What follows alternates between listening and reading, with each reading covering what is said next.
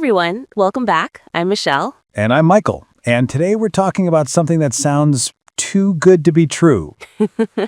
Uh-oh, already starting with skepticism. Well, when people hear make money while you sleep, their scam radar usually goes off. Fair, but DeFi, decentralized finance, is actually a real way to earn passive income on your crypto. The keyword being earn, not get rich quick. Exactly. This isn't some multi-level marketing scheme or magic money printer. Though it kind of feels like magic when you first see it working. It really does, but there's actual technology and economics behind it. And also real risks, which we're going to talk about, honestly. Yes, we're going to decode DeFi, explain what it is, how you can actually make money with it, and what could go wrong. No hype, no BS, just real talk. Let's dive in. All right, so Michelle, you want to tackle this first?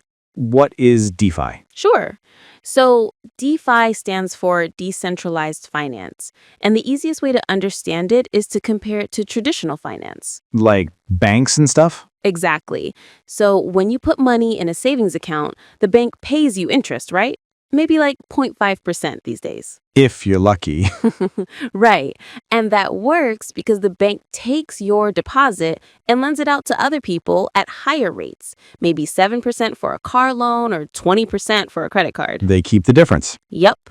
The bank is the middleman, and they take a big cut. And DeFi is... DeFi is doing the same thing, lending, borrowing, earning interest, but without the bank. It's all done through smart contracts on the blockchain? Exactly. So instead of giving your money to Chase or Bank of America, you're putting it into a protocol, basically a piece of code that automatically matches lenders with borrowers. No humans needed.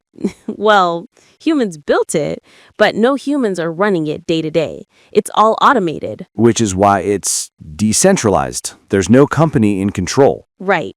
And because there's no bank taking a cut, the interest rates can be way higher. Like, how much higher? Depends on the platform and the asset, but you can see anywhere from 3% to 20% annually, sometimes more. Okay, that sounds amazing. What's the catch? We'll get to the catches, but first let's explain the different ways you can actually earn. Yes, because DeFi is a huge umbrella term. All right, so someone's listening and thinking, I want to try this. Where should they start? Step 1, do not start with a lot of money. Yes, start with an amount you'd be okay losing completely. Maybe $100, $200. Think of it as tuition for learning. Step 2, set up a crypto wallet. You'll need a self-custody wallet like MetaMask or Coinbase wallet, This is different from an exchange account. You control the private keys. which means you're responsible for security. Write down your seed phrase, store it safely, never share it with anyone. Step 3, choose a simple, established platform. I'd recommend starting with something like Aave for lending or Lido for staking. Both have been around for years, are well audited, and have user-friendly interfaces. Step 4, start with stablecoins if you want to avoid price volatility. Yeah, you can lend USDC or DAI and earn 3 to 5% without worrying about the price changing. Once you're comfortable with that, you can branch out to other assets. Step 5, keep track of everything for tax purposes. Oh, God, yes. DeFi transactions are taxable in most countries. Use a tool like CoinTracker or Coinly to track everything. Because come tax time, you do not want to be manually going through hundreds of transactions. Been there, done that, not fun. And step 6, stay educated. DeFi changes fast. Protocols evolve, new opportunities emerge, risks change. Follow reputable sources and not just random Twitter accounts promising the moon. DeFi Pulse, Bankless, Finematics on YouTube, these are good educational resources. And be skeptical. If someone's promising guaranteed returns with no risk, they're lying. In DeFi or anywhere else. So, Michael, are you actually using DeFi yourself? I am. I've got some Ethereum staked, and I provide liquidity to a couple stablecoin pools. What kind of returns are you seeing? Honestly, averaging probably 6 to 8% annually. That's solid. It's not life-changing, but it's way better than my money just sitting there. What about you? I'm more conservative. I mostly just stake Ethereum and lend some USDC on Aave. What's that earning? Around 4 to 5%, but I sleep well at night knowing I'm not taking crazy risks. Different risk tolerances, both valid approaches. Exactly. And that's kind of the beauty of DeFi. You can customize your strategy to your risk appetite, High risk, high reward. Low risk, modest, steady returns. or anything in between. All right, let's wrap this up. Key takeaways. DeFi is a real way to earn passive income on your crypto through staking, lending, and liquidity provision. Returns typically range from 3 to 20% annually, depending on risk level. There are significant risks: smart contract bugs, scams, impermanent loss, liquidation. Start small, stick with established protocols, and never invest more than you can afford to lose. Do your own research, understand what you're getting into, and be patient. This is a long-term wealth-building tool, not a get-rich-quick scheme. Perfect summary. All right, everyone, that's DeFi Decoded. Hopefully we've demystified this a bit. If you want to dive deeper, we've got links in the show notes to the platforms we mentioned: Aave, Compound, Lido, Uniswap. Plus some educational resources to keep learning. And as always, if you have questions or want us to cover something specific, let us know. Hit us up on social media or leave a comment. Next week, we're talking about something completely different. Real estate investing with just $5,000. Because not everything has to be crypto. Diversification. All right, thanks for listening, everyone. Remember, invest smart, stay curious, and don't fall for scams promising guaranteed returns. Make your money work for you, but understand the risks. Both. See you next time. Okay, so we've talked about all the ways to earn. Now let's talk about what can go wrong. Because things definitely can go wrong. First risk, smart contract bugs. These platforms are run by code, and code can have bugs. If there's a bug or vulnerability, hackers can exploit it and drain all the funds. This has happened multiple times, hundreds of millions of dollars stolen. Yeah, it's scary, which is why you want to stick with established, audited protocols. Aave, Compound, Uniswap, these have been around for years and have been thoroughly tested. Not that they're 100% safe, but they're way safer than some brand new protocol promising 500% returns. If it sounds too good to be true, it probably is. Absolutely. Second risk, rug pulls. This is where the developers of a project just disappear with all the money. It's straight up theft, but it happens in DeFi because anyone can create a protocol. How do you avoid this? Stick with well-known projects. Check if they're audited. Look at the team. Are they public and reputable? If it's an anonymous team promising crazy returns, run away. Yep. Third risk, we mentioned this earlier, impermanent loss. With liquidity pools, price changes can eat into your profits or cause losses. You need to understand this before you provide liquidity. Fourth risk, liquidation. Oh yeah, if you're borrowing in DeFi, you have to put up collateral. Like to borrow $1,000, you might need to deposit $1,500 worth of crypto. And if the value of your collateral drops too much, your position gets liquidated, automatically sold off. You can lose a lot of money very quickly if the market crashes. So borrowing adds leverage, which amplifies both gains and losses. Not for beginners. Agreed.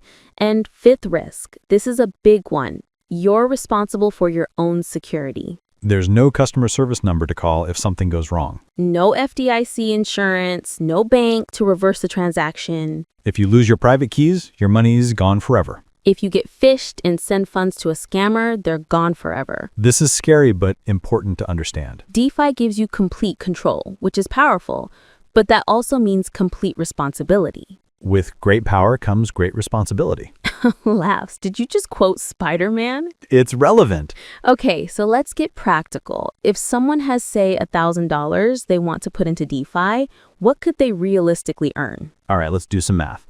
If you stake Ethereum at 4% annual return, You'd earn about $40 per year. which is way better than a bank savings account at 0.5%. For sure, but it's not quit your job money. Right.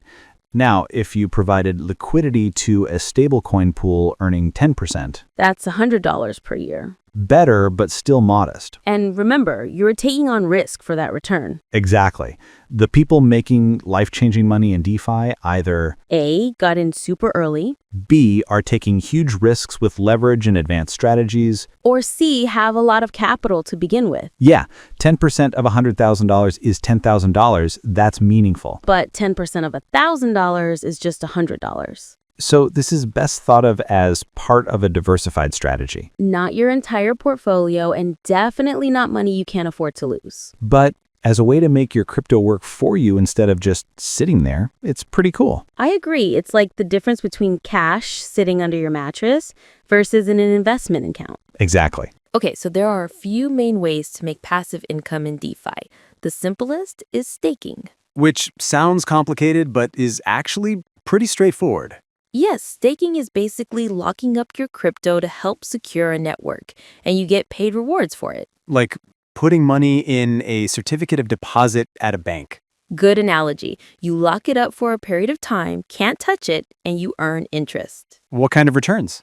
For major cryptocurrencies like Ethereum, you might earn 3 to 5% annually. For smaller, riskier coins, could be 10%, 20%, even higher. But remember, higher returns usually mean higher risk. Always.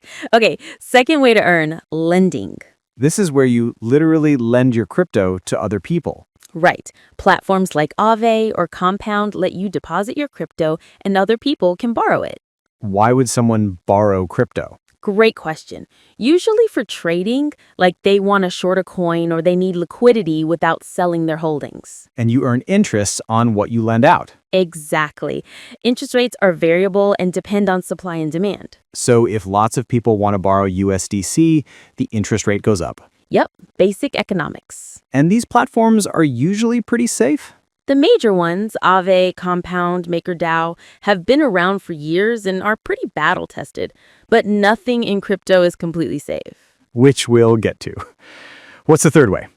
Liquidity pools. This is where things get a little more complicated.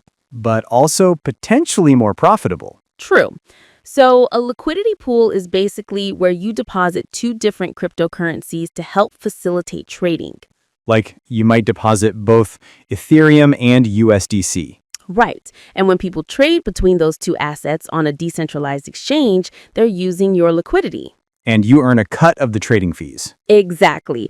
Usually like 0.3% of every trade. Which can add up if there's lots of trading volume. It can. People have earned 10%, 20%, 50% annual returns from liquidity pools. But, and this is important, there's something called impermanent loss.